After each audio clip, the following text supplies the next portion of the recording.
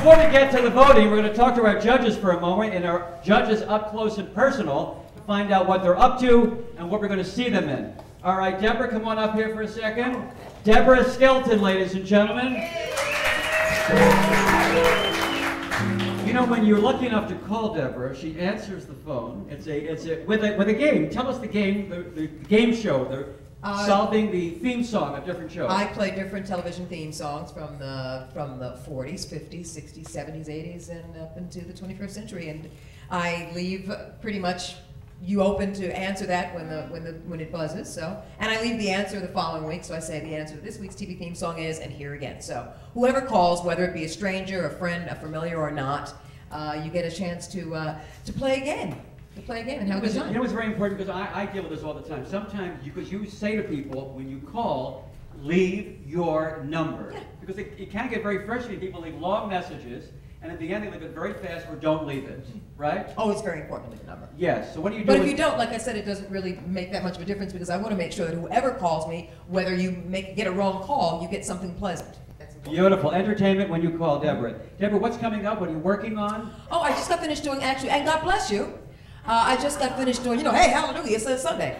I got finished doing a couple of pilots, one that's called Friend of Dorothy, and one I did with Joey Lawrence called 20Q. And it's based on a little handheld game. It's a little handheld game of 20 questions. And it has artificial intelligence in this little game. And it's kind of uncanny how it will ask you a number of questions for whatever you're thinking, and it's kind of uncanny of how it gets it right. So Endemol, a production company called Endemol, decided to put together and do a game show and sort of make this primetime game show with Joey Lawrence as the host, but they figured they would love a voice for that. And I've been doing a lot of voiceover lately, and I am the voice of the game. I mentioned earlier you're involved in many, many charities. Name just three. I did one last night, in fact. I do a lot of animal organizations. I volunteer, and I'm a huge animal advocate, and I work with at-risk youth as well. And the one I was at last night was for Animal Acres. And most people are concerned when it comes to animal advocacy for pets and animals they consider companion animals, but a lot of people don't realize that farm animals get even worse treatment because of factory farming. And so Animal Acres rescues farmed animals that have been abused, that have been abandoned, especially with factory farming, where these animals have no quality of life. In fact, if I can stand on my soapbox here just for one moment, we all know that there are major elections coming up on November 4th, and one of the ballots that are up there is for Proposition 2. It's for factory farm crating. There are so many factory farms, not only across the country, but here in California, where the crates are so small that chickens cannot move, cows cannot move in their pens, pigs cannot move, and it is excruciating, it is painful, they get sores, they can't move, and it's horrifying to go through factory farms and actually see this, and I've seen it, I've seen the footage, and they can't move at all. And Prop 2 is about removing those crates, because everyone says free range, but here's the thing, even with free range animals, they're fed hormones and their bodies bloat so big, so a lot of times fowl can't even walk anyway, even though they're outside. So people don't think twice about that because they're not getting information out. And so Proposition 2 is to remove these animals from the crates and give them a freedom. We're not asking people to stop eating meat. We're not proselytizing on anything. We're just saying every animal, every sentient being on this planet deserves the right to a quality of life. Even if we're all going to pass away on this planet, which we all will, every living thing deserves a quality of life. So please, vote on November 4th on Proposition 2. Yes on 2. Yes on 2. Yes on Proposition 2. Thank you for your time. Deborah, I want to say one more thing. I was just, as you were talking, I thought, I don't know if you would accept it, but I was thinking on the next season of Dancing with the Stars, you should be on it. Would you take that on? Would you take that on? Oh, Paul, I just want to let you know that every black can't dance. But you do. That's Deborah Skelton, ladies and gentlemen. Thank you. Steve, come on up here.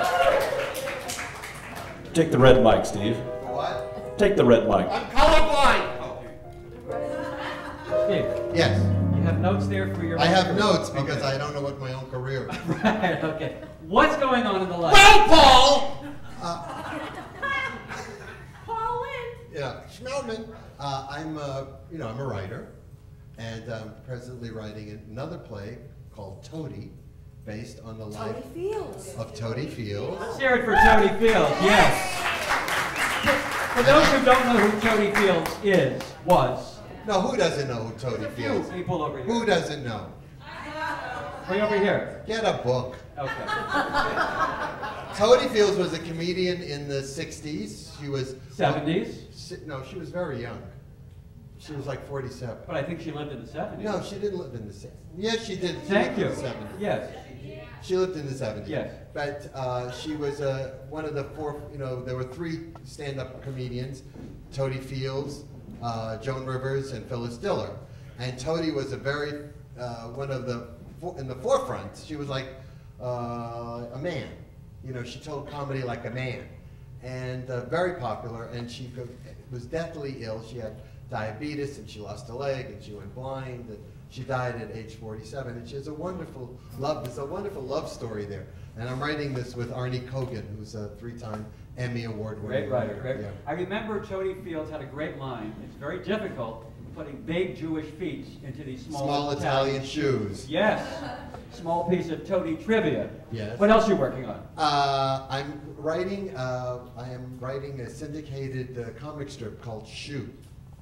S-H-O-E? S-H-O-E. It's a political cartoon, and it's in 10,000 papers across America. Wow. Yeah. Got something else on the card? Yes. Go ahead. We're having a garage sale at my house. Another one? Yeah.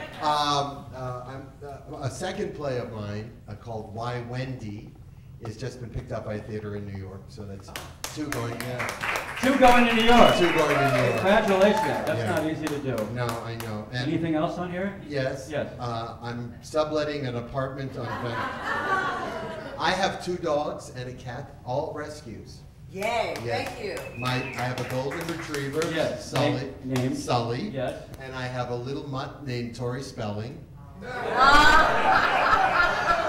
I'm not, she's blonde and stupid as a brick. And we have a cat. Oh, eat me. We have a cat, Kitty Carlisle. Kitty Carlisle from What's My Life. This is Steve Bluestein, ladies and gentlemen. Stein.